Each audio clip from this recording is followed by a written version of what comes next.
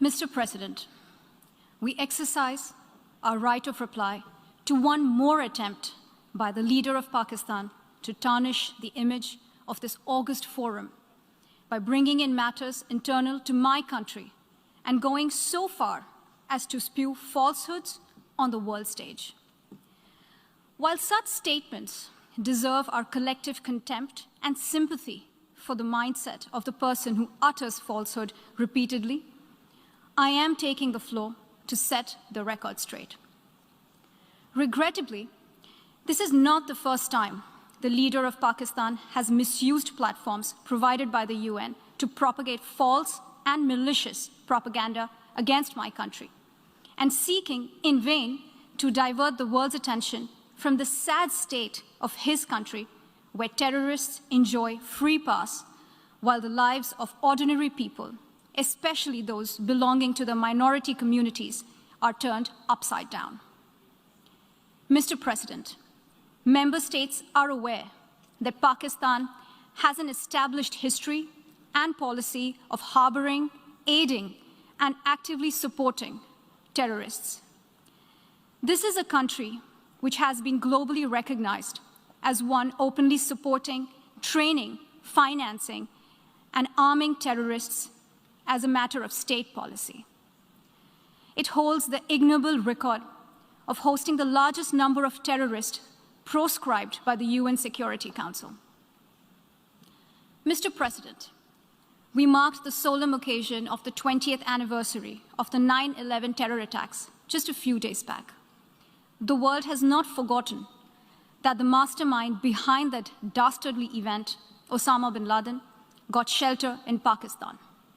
Pakistan leadership continues to glorify him as a martyr. Regrettably, even today, we heard the leader of Pakistan trying to justify acts of terror. Such defense of terrorism is unacceptable in the modern world. We keep hearing that Pakistan is a victim of terrorism. This is the country which is an arsonist disguising itself as a firefighter. Pakistan nurtures terrorists in their backyard in the hope that they will only harm their neighbors. Our region, in fact, the entire world, has suffered because of their policies. On the other hand, they are trying to cover up sectarian violence in their country as acts of terror.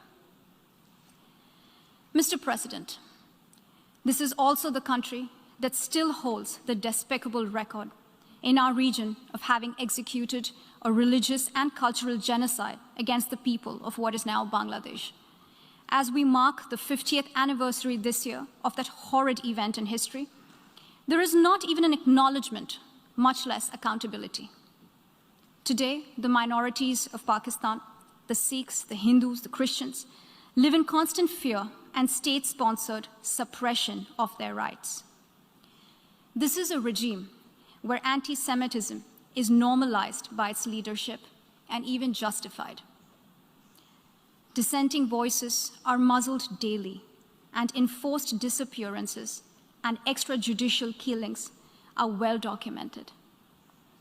Mr. President, unlike Pakistan, India is a pluralistic democracy with a substantial population of minorities who have gone on to hold highest offices in the country, including as President, Prime Minister, Chief Justices, and Chiefs of Army Staff.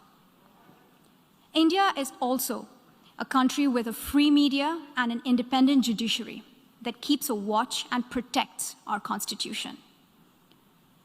Pluralism is a concept which is very difficult to understand for Pakistan, which constitutionally prohibits its minorities from aspiring for high offices of the state.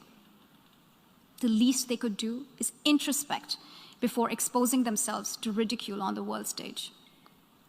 Finally, Mr. President, let me reiterate here that the entire Union territories of Jammu and Kashmir and Ladakh were, are, and will always be an integral and inalienable part of India. This includes the areas that are under the illegal occupation of Pakistan. We call upon Pakistan to immediately vacate all areas under its illegal occupation. Mr. President, allow me to be categorical about India's position. We desire normal relations with all our neighbors, including Pakistan.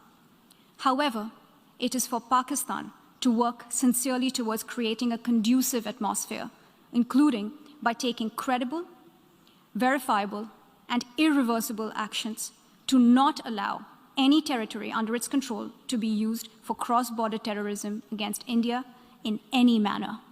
I thank you, Mr. President.